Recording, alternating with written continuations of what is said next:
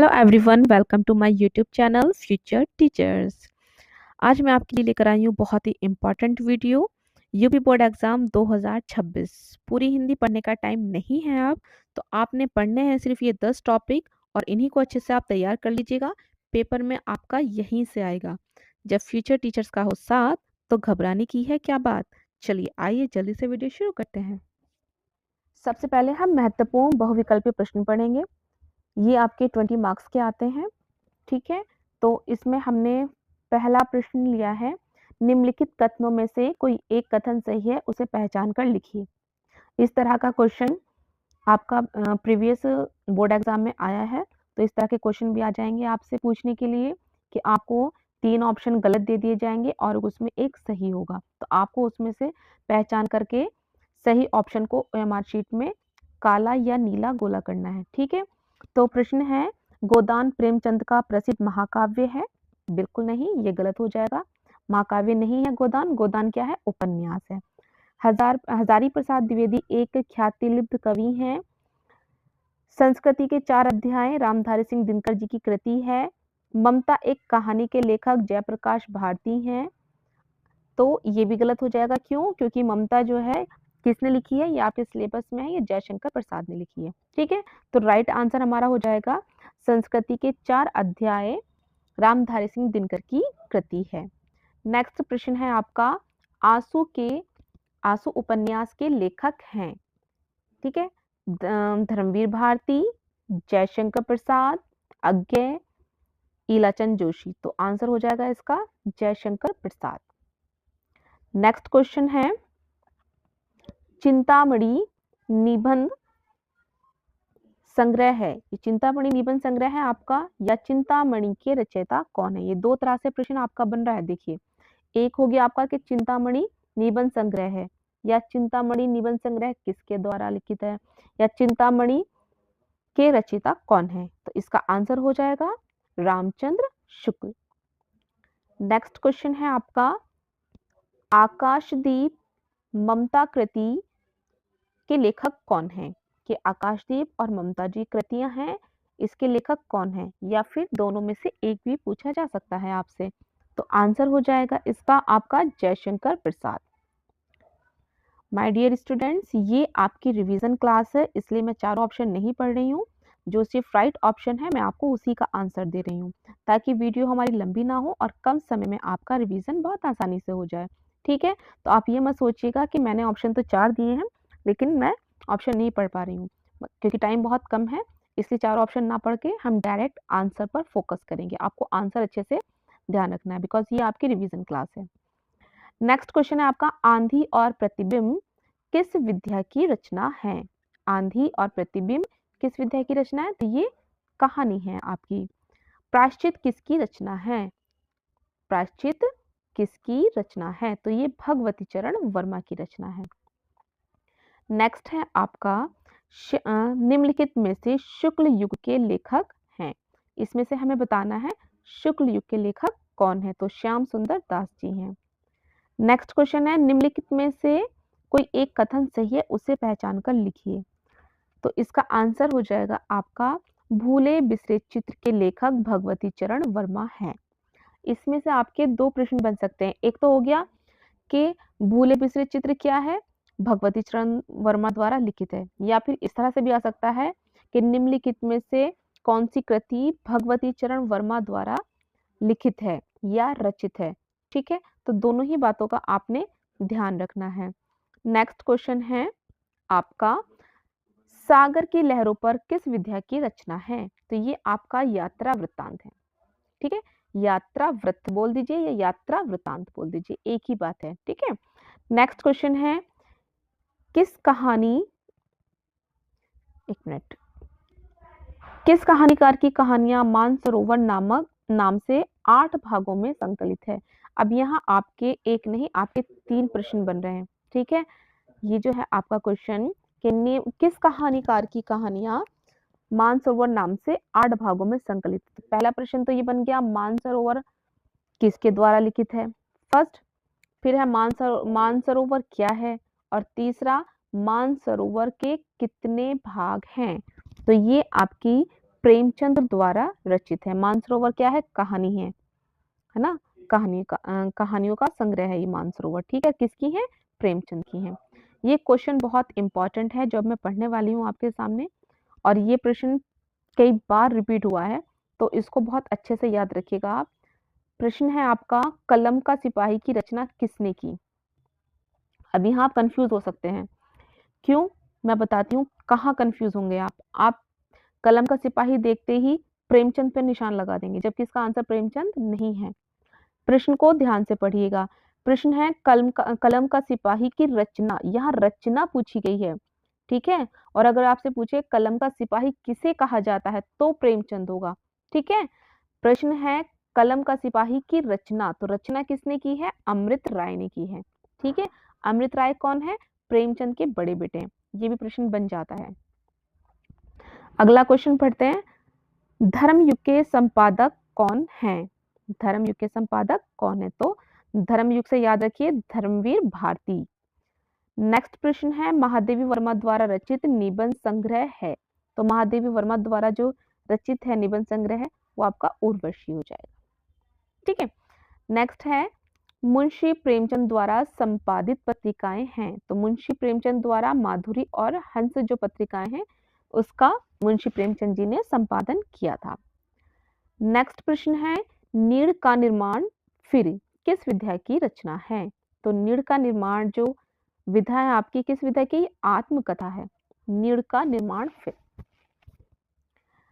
छायावादी युग के प्रमुख लेखक, तो छायावादी युग के प्रमुख लेखक हैं रामकुमार वर्मा। ये बहुत इंपॉर्टेंट है, ये भी रिपीटेड क्वेश्चन है। ठीक है, बोर्ड एग्जाम में ये प्रश्न बार बार पूछा जाता है। और प्रश्न है आपका, गुलाब राय द्वारा रचित आत्मकथा कौन सी है? ठीक है, गुलाब राय द्वारा रचित आत्मकथा कौन सी है? तो मेरी असफलताएं। ठीक है, प्रश्न हो जाएगा आपका मेरी असफलताएं। अजात शत्रु किस विधा की रचना है? तो ये है आपकी नाटक। अजात शत्रु जो है नाटक है, किसका है? ये आप मुझे कमेंट करके बताएंगे कि अजात शत्रु नाटक जो है वो किसका है। बहुत ही इंपॉर्टेंट राइटर है, मैं आपको बता दूं। और यहाँ पे मैं आपको बताती चलूं कि इस नाटक के जो रचनाकार हैं जिन्होंने ये नाटक लिखा है उनकी जीवनी बोर्ड एग्जाम में जरूर पूछी जाती है। ठीक है, तो अब आप सर्च कीजिए और मुझे कमेंट करके बताइएगा कि इसके जो है नाटककार कौन है। तितली उपन्यास है। तितली उपन्यास किसका है? तो ये जयशंकर प्रसाद जी का है। सूरज का सातवां घोड़ा वेरी इंपॉर्टेंट है, इसको तो आप वेरी इंपॉर्टेंट में वीआईपी में लगा लीजिए, वीवीआईपी में लगाइए इनफैक्ट, क्योंकि ये जो है प्रश्न बार बार पूछा है। मैं देख रही थी प्रीवियस के क्वेश्चन पेपर देख रही थी आपके बोर्ड के एग्जाम के, तो ये कम से कम 4 से 5 बार मुझे रिपीटेड क्वेश्चन मिला है, सूरज का सातवां घोड़ा। और ये नहीं कि बोर्ड एग्जाम में, ये जो प्रतियोगिता परीक्षाएं होती है ना उसमें भी मैंने यूपी टेट में भी देखा है ये प्रश्न, और सी टेट में भी देखा है मैंने ये प्रश्न। इनफैक्ट टीजीटी में भी ये क्वेश्चन पूछा गया था, सोचो कितना इंपॉर्टेंट है ये। ठीक है, तो सूरज का सातवां घोड़ा किस विधा की रचना है? तो वो है उपन्यास। अगर इसके राइटर की बात की जाए तो वो आप मुझे कमेंट करके बताइएगा कि इसके राइटर कौन है। ठीक है, परीक्षा गुरु उपन्यास के लेखक हैं, तो इसके लेखक हो जाएंगे आपके लाला श्रीनिवास दास। नेक्स्ट प्रश्न देखते हैं,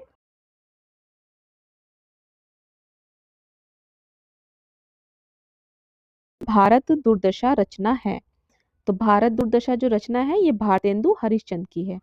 भारत दुर्दशा को आप भारतेंदु से आप इसको रिलेट करके याद कर सकते हैं। ठीक है, नेक्स्ट क्वेश्चन है आपका, हिंदी साहित्य का इतिहास के लेखक हैं, तो इसका हो जाएगा आपका आचार्य रामचंद्र शुक्ल जी। नेक्स्ट क्वेश्चन है आपका, हिंदी साहित्य में शुक्ल युग की समय सीमा है। यहाँ से प्रश्न जरूर बनते हैं। ठीक है, हिंदी साहित्य में शुक्ल युग की समय सीमा, तो ये 918 ईस्वी से 1918 ईस्वी से 1938 ईस्वी है, 1918 से 1938 ईस्वी तक। ठीक है, नेक्स्ट क्वेश्चन है, निम्न में से कौन से निबंधकार शुक्ल युग के हैं? इनमें से आपको बताना है कि शुक्ल युग के कौन है। तो शुक्ल युग के आपके ये सभी हो जाएंगे।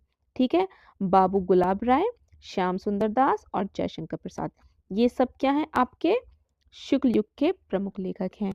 ठीक है, उसके बाद आपकी अगली रचना है जन्मेजय का नाग यज्ञ किस विधा की रचना है? तो ये आपका नाटक है। कामायनी के लेखक हैं, वेरी इंपॉर्टेंट है ये, इसको आप वीवीआईपी में लिख लीजिएगा। यहाँ से प्रश्न बनेगा, 110% बनेगा। जयशंकर प्रसाद की तो सभी रचनाएं याद कर लीजिएगा आप, इसकी जीवनी भी अच्छे से तैयार कर लीजिएगा आप, ठीक है। ये आपके एग्जाम के पॉइंट ऑफ व्यू से वेरी इंपॉर्टेंट है, ठीक है। तो इसका आंसर हो जाएगा कामायनी के लेखक हैं जयशंकर प्रसाद। नेक्स्ट क्वेश्चन है आपका, मकरंद बिंदु निबंध संग्रह के रचयिता हैं, तो इसके रचयिता हो जाएंगे पद्मलाल पुन्नालाल बख्शी। मेरी अपनी आत्मकथा, ये किस विधा की रचना है? आत्मकथा से ये आपकी आत्मकथा, ठीक है। नेक्स्ट क्वेश्चन है आपका, खड़ी बोली गद्य में विष्णु पुराण के आधार पर सुर सागर की रचना किसने की? तो ये आपकी सदा सुख लाल ने की है, ठीक है। नेक्स्ट क्वेश्चन है, संस्कृति के 4 अध्याय के लेखक हैं, तो इसका आंसर हो जाएगा रामधारी सिंह दिनकर। संस्कृति के 4 अध्याय रामधारी सिंह दिनकर, ये भी आप वीवीआईपी में लगाइएगा, बहुत इंपॉर्टेंट क्वेश्चन है ये भी आपका, ठीक है। नेक्स्ट है आपका, अजात शत्रु नाटक के नाटककार कौन है? तो वो जयशंकर प्रसाद हैं। This is also VIP question, okay. फिर है आपका, राम कुमार वर्मा की एकांकी है, तो ये आपकी हो जाएगी लक्ष्मी का स्वागत। नेक्स्ट क्वेश्चन है आपका, विश्व साहित्य की रूपरेखा किस विधा की रचना है? तो ये आपकी आलोचना है।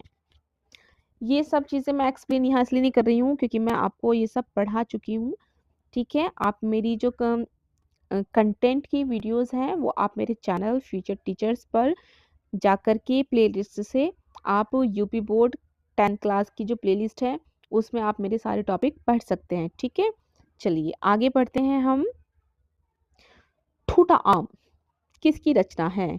ठीक है, तो ठूठा आम हो जाएगा आपका भगवत शरण उपाध्याय। नेक्स्ट प्रश्न है, प्रेम सागर के रचनाकार हैं, तो इसके हो जाएंगे लल्लू लाल। प्रेम सागर के रचनाकार कौन हो गए? लल्लू लाल हो गए आपके। प्यारे साथियों, वीडियो के साथ अंत तक बने रहिएगा।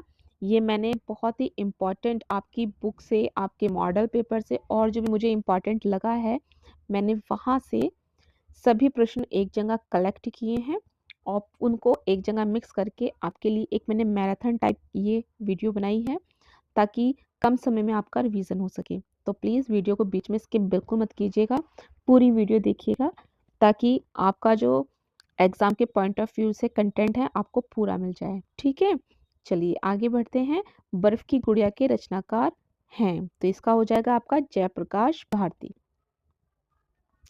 कलकत्ता से पिकिंग, वेरी इंपॉर्टेंट है ये भी, ये किस विधा की रचना है? तो यात्रा वृत्तांत है ये आपका। खादी का अर्थशास्त्र के रचनाकार हैं, तो इसके हो जाएगा डॉक्टर राजेंद्र प्रसाद। राजेंद्र प्रसाद की भी जीवनी बहुत इंपॉर्टेंट है, ध्यान रखिएगा, ये भी बहुत इंपॉर्टेंट क्वेश्चन है, बार बार पूछा जाता है ये भी, ये आपका, इसको भी आप वीवीआईपी में रख लीजिएगा इस प्रश्न को, ये भी बहुत इंपॉर्टेंट है। प्रश्न है 84 वैष्णवन की वार्ता, इसके जो लेखक हैं कौन है? गोकुलनाथ हैं इसके, ठीक है। नेक्स्ट आपका क्वेश्चन है Nasiketopakhyan, very important also. Nasiketopakhyan Sadal Mishra हैं इसके। उसके बाद प्रेम सागर के रचनाकार, ये back to back very important है, मुंशी सदा सुखलाल। इनको बहुत अच्छे से आप जहन में रखिएगा, बिल्कुल भी इनको मिस मत कीजिएगा, याद नहीं हो रहा है बार बार रिपीट कीजिए इनको, ठीक है। ये बहुत इंपॉर्टेंट क्वेश्चन है ये वाला। हिंदी खड़ी बोली गद्य की प्रथम रचना, प्रथम से जरूर आता है ना, प्रथम नाटक, प्रथम उपन्यास, प्रथम लेखक, प्रथम रचना, ठीक है, ये जरूर याद कीजिएगा आप, ठीक है। तो इसका आंसर आपका हो जाएगा चंद छंद वर्णन की महिमा। हिंदी का प्रथम नाटक माना जाता है, तो हिंदी का प्रथम नाटक कौन सा माना जाता है? नहुष माना जाता है। हिंदी का प्रथम उपन्यास, ठीक है, तो हिंदी का प्रथम उपन्यास कौन सा है आपका? वो हो जाएगा आपका परीक्षा गुरु हो जाएगा, ठीक है, हिंदी का प्रथम उपन्यास। या फिर ये क्वेश्चन इस तरह से बन सकता है, हिंदी साहित्य का प्रथम मौलिक उपन्यास, हिंदी का प्रथम उपन्यास पूछे तब भी परीक्षा गुरु लगाइएगा आप, और प्रथम मौलिक उपन्यास पूछे तब भी आप परीक्षा गुरु ही लगाइएगा। उसके बाद आपका आता है आचार्य रामचंद्र शुक्ल ने किसे हिंदी का प्रथम कहानी माना, मतलब किसे माना है, तो इंदुमती को माना है। किसने? आचार्य रामचंद्र शुक्ल ने। किसको? इंदुमती को माना है प्रथम कहानी। उसने कहा था, वेरी इंपॉर्टेंट है ये भी, उसने कहा था किस विधा की रचना है, ये कहानी है। और इसके लेखक कौन है? तो इसके लेखक मैं भी बता दूं आपको, पूछ लेता है तो चंद्रधर शर्मा गुलेरी। ठीक है, इसके राइटर हैं चंद्रधर शर्मा गुलेरी। ठीक है, चलिए अगला है त्यागपत्र के लेखक का नाम, तो इसके लेखक हो जाएंगे जिनेंद्र कुमार। कौन हो जाएंगे? जिनेंद्र कुमार। नागरी प्रचारणी सभा के संस्थापक, वेरी इंपॉर्टेंट है ये भी, नागरी प्रचारणी सभा के संस्थापक आपके श्याम सुंदर दास हो जाएंगे। अगला देखते हैं, आनंद कादंबनी के संपादक थे, तो आनंद कादंबनी के संपादक हो जाएंगे बद्री नारायण चौधरी प्रेमधन। ये भी बहुत इंपॉर्टेंट है, पत्र पत्रिकाओं से भी आपके प्रश्न बन जाते हैं। उसके बाद आता है सरस्वती पत्रिका के संपादक थे, तो सरस्वती पत्रिका के संपादक कौन थे? महावीर प्रसाद द्विवेदी थे। ठीक है, इनसे पहले थे श्याम सुंदर दास। उसके बाद नेक्स्ट क्वेश्चन है, निम्नलिखित में से कोई एक कथन सही है, तो आपका जो हो जाएगा इसमें गोदान के लेखक प्रेमचंद हैं। चंद्र छंद वर्णन की महिमा, है ना, चंद छंद वर्णन, ये वर्णन नहीं होगा, ये चंद छंद वर्णन। ठीक है, इसको मैं, रुक जाओ, यहाँ से हटा देती हूँ, कभी आप गलत पढ़ लें तो ये हो जाएगा, अभी हमने पीछे पढ़ी भी है, चंद छंद वर्णन। ठीक है, चंद छंद वर्णन की महिमा। ठीक है, चंद छंद वर्णन की महिमा, तो इसके लेखक हैं गंग कवि। बाणभट्ट की आत्मकथा के रचनाकार हैं, बाणभट्ट आत्मकथा की रचना, बाणभट्ट की आत्मकथा के रचनाकार कौन हो जाएंगे? हजारी प्रसाद द्विवेदी हो जाएंगे आपके। कौन हो जाएंगे? हजारी प्रसाद द्विवेदी। उपन्यास सम्राट कहा जाता है, या उपन्यास सम्राट किसे कहा जाता है, तो वो कौन है? प्रेमचंद्र जी हैं। ठीक है, अभी हमने पीछे पढ़ा था शुक्ल युग की समय सीमा क्या है। अब देखो यहाँ पे किस तरीके से प्रश्न बना है आपका, कि सन 1918 से 1938 ईस्वी तक का समय है, क्या कहा जाता है, तो इसको शुक्ल युग कहा जाता है। नेक्स्ट क्वेश्चन देखते हैं हम, हरिवंश राय बच्चन द्वारा लिखी आत्मकथा के 4 भागों में सम्मिलित नहीं है, तो देखो आत्मकथा के 4 भाग हैं हरिवंश राय बच्चन के, तो उसमें जो सम्मिलित नहीं है वो क्या है? मेरी आत्म कहानी नहीं है। बाकी क्या भूलूं क्या याद करूं, ठीक है, और जी बसेरे से दूर और नीड़ का निर्माण, ये सब क्या है? ये आत्मकथा में सम्मिलित है, लेकिन मेरी आत्म कहानी में इसमें सम्मिलित नहीं है। नेक्स्ट क्वेश्चन है आपका, हिंदी गद्य आरंभिक प्रयोग मिलते हैं, हिंदी गद्य के आरंभिक प्रयोग मिलते हैं, किस में मिलते हैं? तो ये आपके राजस्थानी पद में मिलते हैं, ब्रजभाषा गद्य में मिलते हैं, पट्टे परवानों में भी मिलते हैं, तो इसलिए इसका आंसर हो जाएगा उपर्युक्त सभी हो जाएगा। नेक्स्ट प्रश्न है, रक्षाबंधन नामक रचना किस विधा की है, तो रक्षाबंधन नामक रचना जो है ये आपका नाटक है। ये बहुत इंपॉर्टेंट है, देखते ही आप समझ गए होंगे कि इसके जो लेखक हैं या नाटककार हैं वो कौन है। अजात शत्रु, स्कंदगुप्त और ध्रुव स्वामिनी किसके नाटक हैं, तो ये आपके हो जाएंगे जयशंकर प्रसाद के नाटक। नेक्स्ट प्रश्न देखते हैं, गोदान प्रसिद्ध उपन्यास है, देखो कितनी बार आ गया ये प्रश्न, तो सोचो कितना इंपॉर्टेंट होगा ये, है ना। गोदान क्या है? उपन्यास है, किसके द्वारा रचित है? ये प्रेमचंद के द्वारा रचित है। अगला है, मान सरोवर नामक संकलन किस विधा से संबंधित है, तो अभी मैंने आपको बताया था ये कहानी से है, दोबारा रिपीट हो गया ये। आचार्य रामचंद्र शुक्ल के निबंध संग्रह का नाम, अभी हमने पहले सीधा नाम लेकर के पूछा था, चिंतामणि, है ना, और अब यहाँ पे खाली क्या पूछा है? आचार्य रामचंद्र शुक्ल के निबंध संग्रह का नाम पूछा है, तो क्या हो जाएगा? चिंतामणि हो जाएगा। अब ये देखो ये क्वेश्चन भी आपका दो तरह से आ गया, मैंने क्वेश्चन आपके सिर्फ वही लिए हैं जो आपके परीक्षा की दृष्टि से बहुत ही महत्वपूर्ण है, और ये किसी भी तरीके से बन के आ सकते हैं। आप वीडियो को बहुत ध्यान से देखिएगा, लास्ट तक बने रहिएगा, आपको जो आपके 20 नंबर के एमसीक्यूज आते हैं हिंदी में वो आपको यहीं से मिलेंगे। ठीक है, आपको एक्स्ट्रा पढ़ने की जरूरत नहीं है, इसी से आपका काम बन जाएगा। ठीक है, आगे देखते हैं कफन कहानी के कथानायक कौन हैं। तो कफन कहानी सभी जानते हैं, बहुत फेमस कहानी है, ये भी प्रेमचंद जी की है। उदय भानचरित किस कहानी का दूसरा नाम है? तो उदय भानचरित जो है ये रानी केतकी का दूसरा नाम है।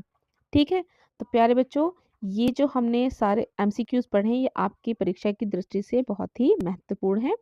अब हम चलते हैं अपनी वीडियो के दूसरे पड़ाव की ओर, जिसमें हमने लिए हैं आपके महत्वपूर्ण गद्यांश, जो कि आपके 6 नंबर के आते हैं। ठीक है, इसमें हम आपको बिल्कुल गद्यांश में पूरे मार्क्स कैसे प्राप्त किए जा सकते हैं उसकी टिप्स भी देंगे, और आपको गद्यांश जो है वो करना किस तरीके से वो भी हम आपको इसमें बताएंगे। ठीक है, तो वीडियो को लास्ट तक जरूर देखिएगा। चलिए हम पढ़ते हैं इसमें गद्यांश। गद्यांश को करने का सबसे आसान तरीका ये है कि सबसे पहले आप गद्यांश को अच्छे से पढ़िएगा। जब आप 2 बार, कम से कम 2 बार आप गद्यांश को पढ़ेंगे तो आपको उसका अर्थ ऑटोमेटिकली समझ में आने लग जाएगा। चलिए तो पढ़ते हैं क्या कहा गया है इसमें। मैं इसको यहाँ से हाईलाइट कर देती हूँ और आप बिल्कुल ध्यान से पढ़िएगा मेरे साथ साथ जैसे मैं पढ़ रही हूँ। ठीक है, विश्वास पात्र मित्र जीवन की एक औषधि है। हमें अपने मित्रों से ये आशा रखनी चाहिए कि वे उत्तम संकल्पों में हमें दृढ़ करेंगे, दोषों और त्रुटियों से हमें बचाएंगे, हमारे सत्य, पवित्रता और मर्यादा के प्रेम को पुष्ट करेंगे। जब हम मार्ग पर पैर रखेंगे तब वे हमें सचेत करेंगे। जब हम हतोत्साहित, हतोत्साहित होता है हिम्मत टूटना। ठीक है, हतोत्साहित का मतलब होता है हिम्मत टूटना होंगे, तब हमें उत्साहित करेंगे, यानी कि हमारा वो जोश बढ़ाएंगे। सारांश ये है कि वे हमें उत्तमता पूर्वक जीवन निर्वाह करने में, जीवन निर्वाह यानी जीवन को जीने के लिए, ठीक है, हर तरह से सहायता देंगे। सच्ची मित्रता में उत्तम से उत्तम यानी कि अच्छे से अच्छा वैद्य किसी निपुणता, यानी कि जैसे बीमारी में किसी डॉक्टर को ढूंढा जाता है ना, अच्छे से अच्छे डॉक्टर को ढूंढा जाता है कि वो हमारा इलाज करे, उसी तरह सच्ची मित्रता भी उत्तम से उत्तम वैद्य किसी निपुणता और अच्छे से अच्छे माता किसी धैर्य और कोमलता होती है। कि सबसे अच्छी माता क्या करती है, हम कुछ भी करें लेकिन वो हमारा साथ नहीं छोड़ती है ना, गलती पर हमारी डांटती हैं, जरूरत पड़े तो हमारी पिटाई भी लगा देती हैं। जैसे कि आपके टीचर्स, वो भी आपके बिल्कुल माता पिता की तरह ही आपसे प्रेम करते हैं। जब आप गलती करते हैं तो आपको टोकते हैं, भले ही आपको बुरा लगे, लेकिन वो आपको टोकने से, आपको समझाने से संकोच नहीं करते हैं। ठीक है, वो भी बिल्कुल क्या होते हैं, बिल्कुल आपके सच्चे मित्र की तरह होते हैं। ऐसे ही मित्रता करने वाले का प्रयत्न प्रत्येक पुरुष को करना चाहिए। आई होप कि आपको ये समझ में आ गया होगा, फिर भी मैं इसको आसान शब्दों में एक बार बता देती हूँ कि इस गद्यांश में ये कहा गया है कि विश्वास करने वाला दोस्त बिल्कुल एक क्या होता है, औषधि मेडिसिन की तरह होता है, और उससे हमें ये आशा करनी चाहिए कि वे हमें दोषों से बचाए। ठीक है, हम जैसे हमें वैसे स्वीकार करें। अगर हम मार्ग से भटकने लगें, गलत काम करने लगें तो वो हमें रोके, हमें सचेत करे, टोके हमें, और जब कभी हमारी हिम्मत टूटने लगे तो वो हमारी हिम्मत बढ़ाए।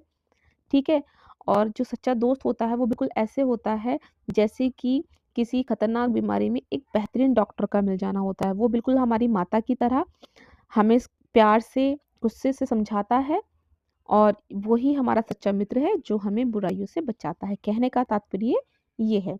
तो ये तो था इस गद्यांश का सारांश। अब मैं आपको इसके प्रश्न की ओर ले चलती हूँ कि इसमें प्रश्न किस तरह से आएंगे। देखिए, सबसे पहले आप गद्यांश आपने पूरा पढ़ लिया, अब आप उसके प्रश्न को पढ़िए, तीनों प्रश्न को पढ़िए कि इस प्रश्न में दिया क्या गया है।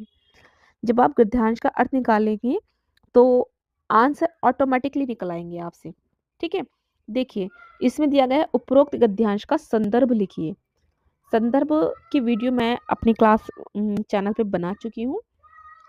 क्लास ही निकलता है बार बार क्योंकि क्लास में बहुत पढ़ाया है तो वही आता है। कोई बात नहीं, आप क्लास ही समझिए, ये भी आपकी क्लास ही है।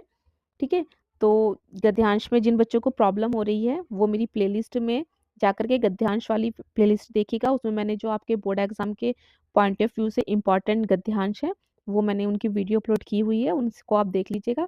और मैंने उसमें आपको टिप्स भी दिए हैं कैसे आपने गद्यांश को करना है। यहाँ पर हम सिर्फ आपको इम्पॉर्टेंट गद्यांश पढ़ाएंगे और उसके आंसर बताएंगे। ठीक है ना, चलिए, वीडियो का लिंक मैं इस वीडियो में भी शेयर कर दूँगी आपके साथ, आप वहाँ से डायरेक्ट वीडियो तक पहुँच सकते हैं, ठीक है? तो पहला प्रश्न है आपका, उपरोक्त गद्यांश का संदर्भ लिखिए। तो इसको आप करेंगे, प्रस्तुत गद्यांश हमारी पाठ्य पुस्तक हिंदी में संकलित मित्रता नामक पाठ से लिया गया है। इसके लेखक आचार्य रामचंद्र शुक्ल हैं। सेकंड क्वेश्चन है आपका, गद्यांश के रेखांकित अंश की व्याख्या कीजिए। रेखांकित अंश आपका ये हो गया जिसके नीचे लाइन खींची हुई है, ये आपको दिख रही है ना ब्लैक कलर की लाइन, ये और ये, सिर्फ आपको इसी का ही लिखना है, बाकी पूरे गद्यांश का जो है व्याख्या करने की आपको बिल्कुल भी आवश्यकता नहीं है। चलिए अब हम इसका आंसर पढ़ लेते हैं जल्दी से। रामचंद्र शुक्ल कहते हैं कि विश्वासपात मित्र दवा के समान होता है। जिस प्रकार अच्छी दवा लेने से व्यक्ति का रोग दूर हो जाता है, उसी प्रकार विश्वास पात्र मित्र हमारे जीवन में आकर हमारे बुरे संस्कार, बुरे गुण होते हैं, उन्हें दूर करता है। उन रोगों से हमें मुक्ति दिलवाना है।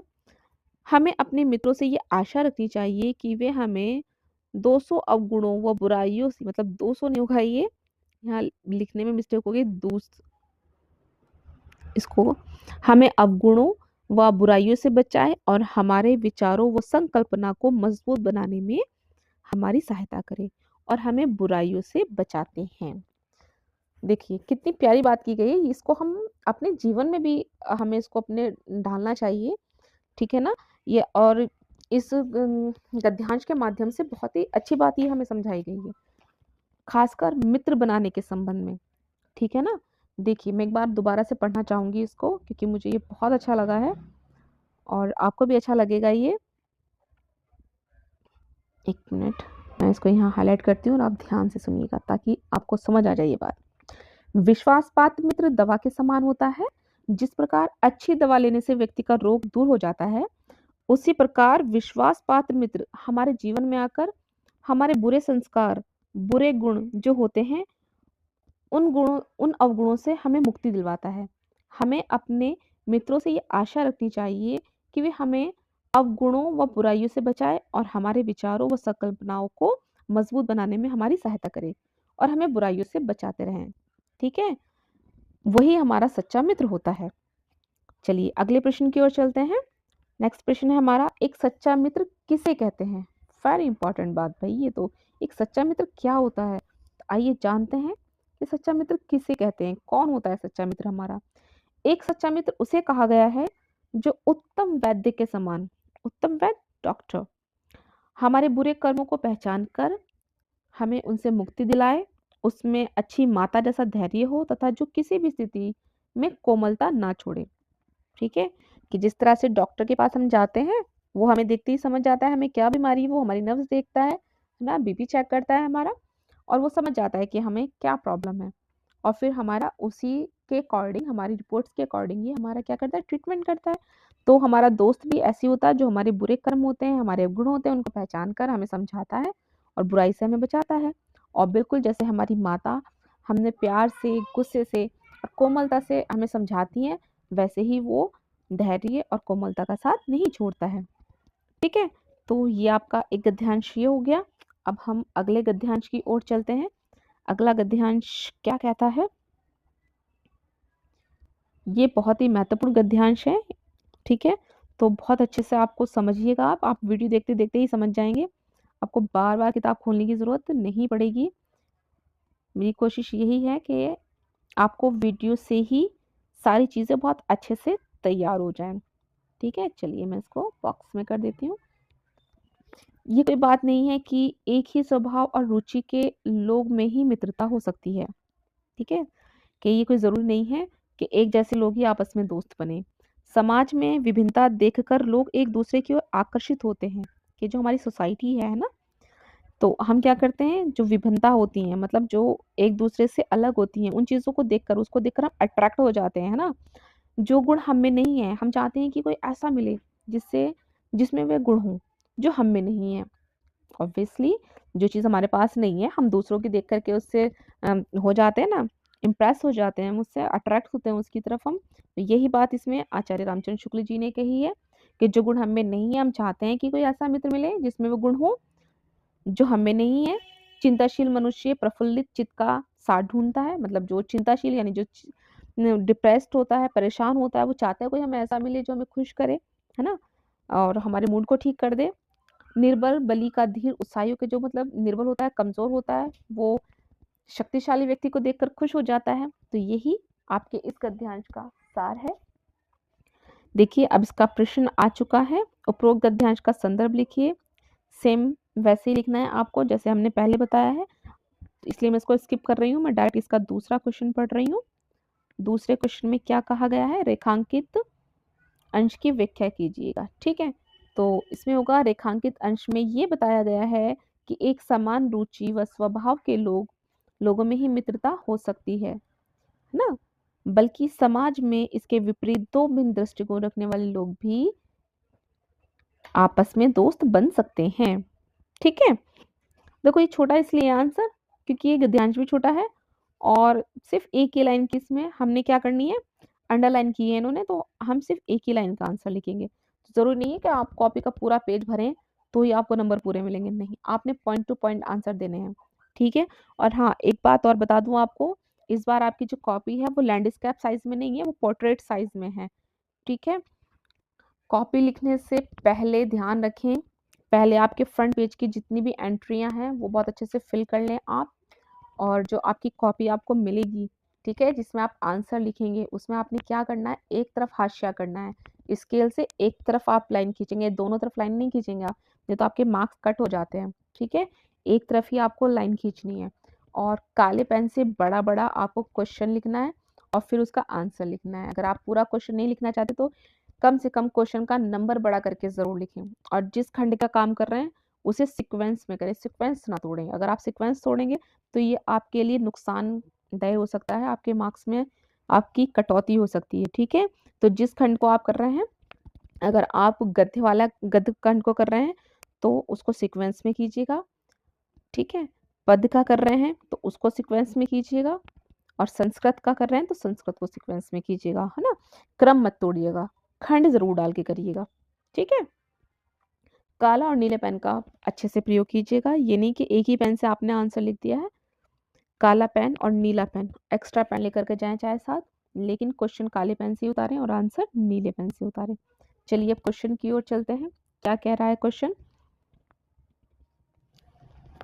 व्यक्ति एक दूसरे की ओर देखकर व्यक्ति एक दूसरे की ओर क्या देखकर आकर्षित होते हैं।